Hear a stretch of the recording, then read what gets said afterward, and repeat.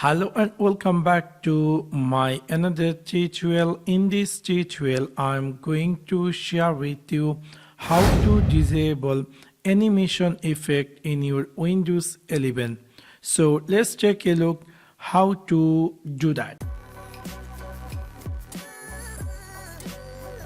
Maybe somehow or some cases you are looking for how to disable animation effect in your Windows 11.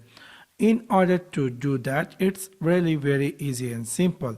You need to go in your Windows 11 start menu, just right click over on it and click here settings.